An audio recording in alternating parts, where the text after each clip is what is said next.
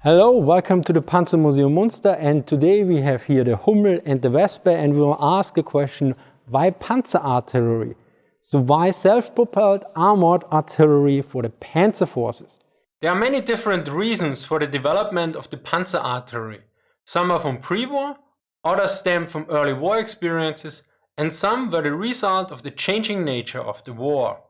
Note, in this video when I refer to Panzerartillerie, I mean the German lightly armored self-propelled artillery like the Wespe and Hummel, both which went into production in February 1943 and saw service until the end of the war. So let us start with the pre-war situation.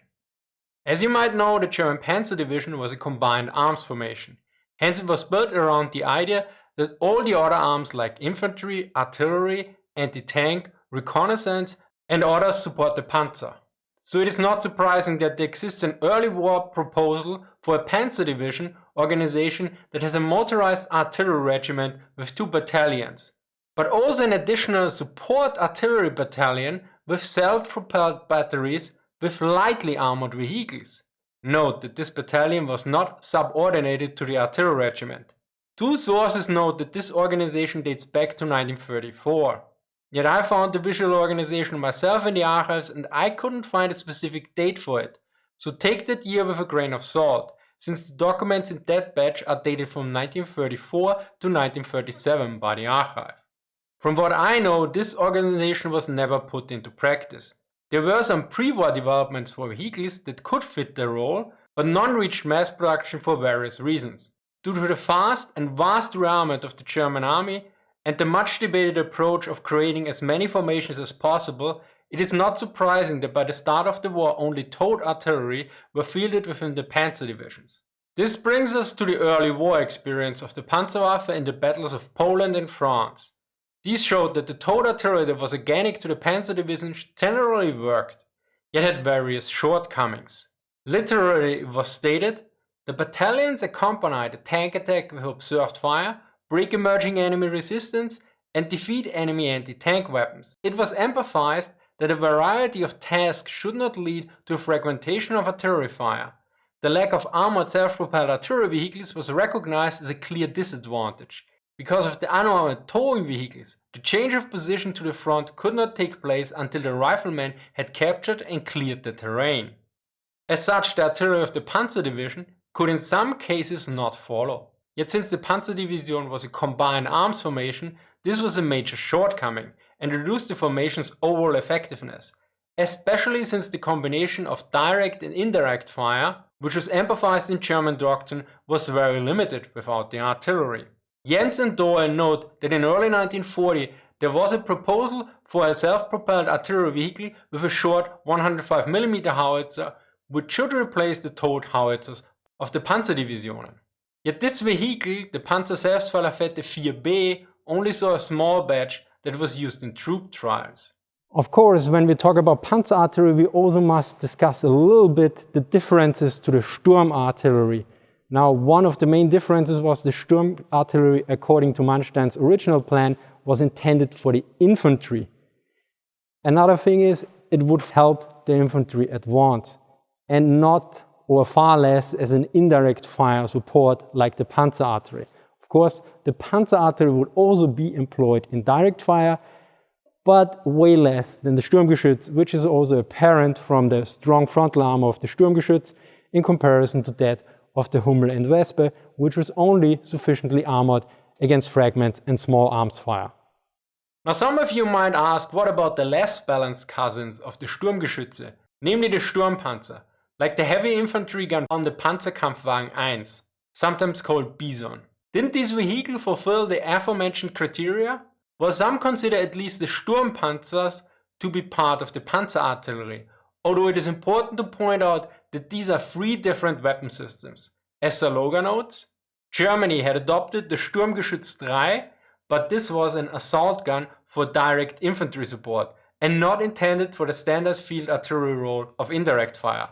Likewise, the 15 cm schwere Infanteriegeschütz 33 Selbstfahrlafette auf Panzerkampfwagen 1 was an attempt to make the 150mm infantry gun more mobile for use in Panzer divisions.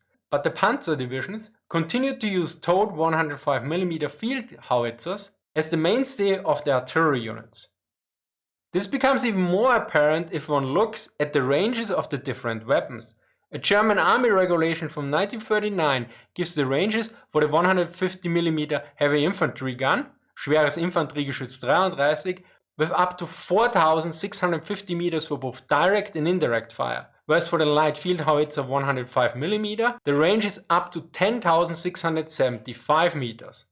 It is also important to note that the heavy infantry support gun is listed as a weapon of the infantry, whereas the howitzer is listed for the artillery. Of course, it is important to add here that in October 1944, the higher/supreme officer for the Panzerartillerie was also in charge of the Sturmartillerie and hence the Sturmgeschütze. The supreme, literally higher officer for the armored artillery is the officer in charge of the Panzerartillerie. The tank artillery designation includes assault artillery, artillery on self-propelled vehicles, artillery of the Panzer and Panzergrenadier divisions. Yet this is more of an organizational issue, since the main difference, as the logo pointed out, is the use of indirect fire. Sturmpanzer and Sturmgeschütze were mostly used in a direct fire role and closer to the front line, whereas the Wespe and Hummel were used mostly in an indirect fire role and at a distance.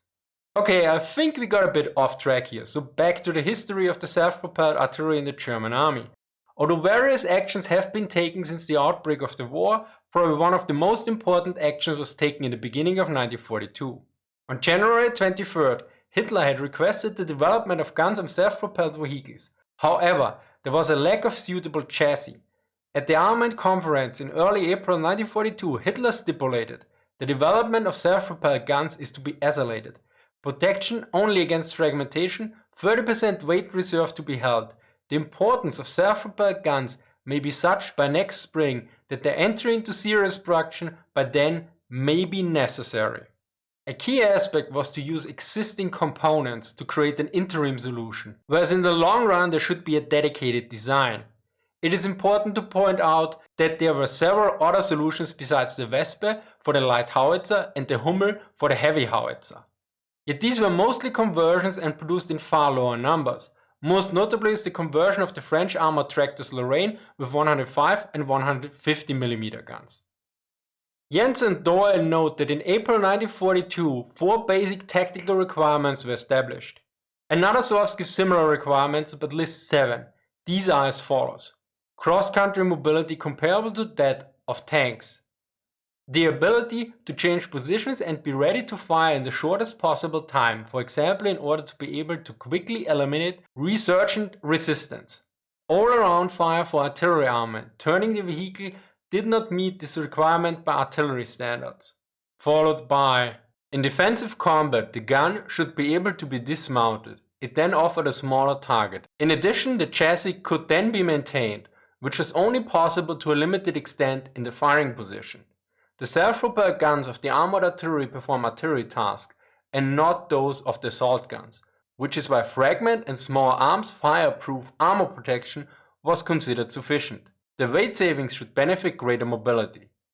An ammunition vehicle equivalent to the artillery self-propelled gun carriage was to be provided. In case of failure of the gun carriage, it was to take over its tasks. Now, for those of you who know the most produced German self-propelled artillery pieces, namely the Wespe and Hummel, will immediately notice that some of these criteria are not fulfilled, since those 2 vehicles were intermediary solutions. There had been several attempts throughout the war to develop a vehicle that fulfilled those requirements, like the Heuschrecke Grasshopper, but none of these saw mass production. It is important to point out that some of these requirements, like the traversable turret, are regular features of modern self-propelled artillery pieces like the US M109 or the Panzerhaubitze 2000, whereas other requirements like the detachable turret are not. Yet let us look at the reasons for the self-propelled artillery vehicles that became apparent during the changing situation of the war that brought specific challenges for the Panzer divisions.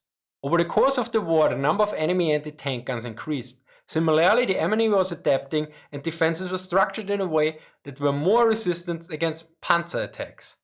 To give a specific example, it is noted in a statement by a Panzer division commander from April 1943. that the increased anti-tank capabilities would require a vehicle with lots of firepower, lots of mobility, and lots of protection, which he noted was obviously not feasible, and continued, "From this train of thought, great expectations can be attached to the creation of self-propelled artillery batteries, as unarmored fire units with higher firing ranges than the tanks themselves.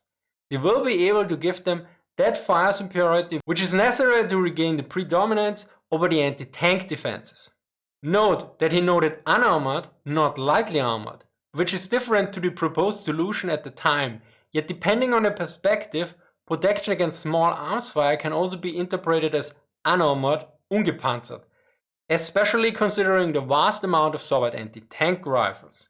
Yet a literally unarmored makes little sense, considering the early war experience and what other sources note, namely that the firepower could follow and or directly support an attack, and especially after a penetration was achieved.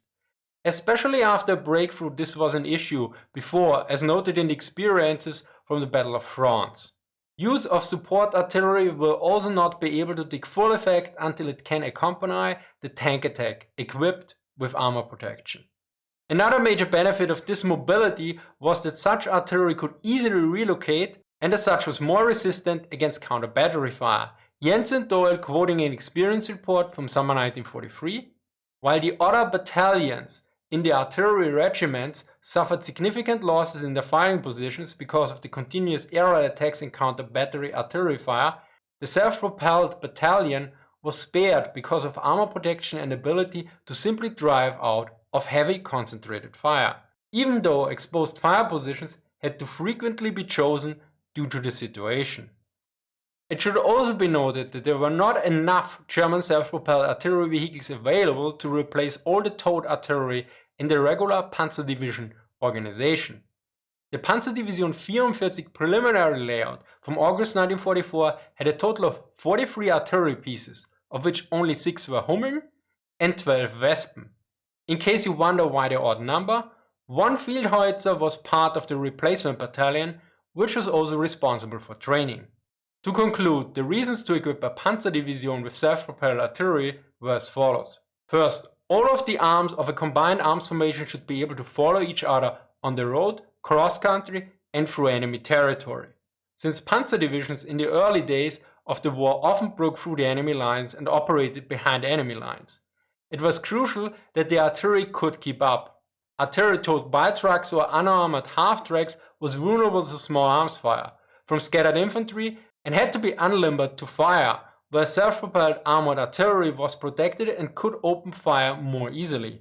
Second, during combat or in the vanguard, artillery should be able to accompany tank units to provide a large amount of firepower, especially indirect fire. This required both cross-country mobility to keep up with the tanks and a certain amount of protection. Third, these features were nice to have initially, yet to the increase in anti-tank guns and depth of defenses since mid-war, they became more important to provide a highly mobile and flexible artillery to engage those defenses. Finally, self-propelled artillery is far less susceptible to enemy counter-battery fire, since it can shoot and scoot. This is possible with regular artillery only to a limited degree due to limbering and unlimbering of the artillery. Additionally, such artillery has basically no protection unless it moves from one prepared position into another, whereas the Panzer artillery always carries its basic armor protection with it. Well, I hope I answered the question why Panzer artillery for you and you learned something new. Big thank you here to the Panzer Museum Münster. Also special thanks to Andrew for reviewing the script and my supporters on Patreon and Subscribestar for making trips like this possible. As always, sources are linked in the description. Thank you for watching and see you next time.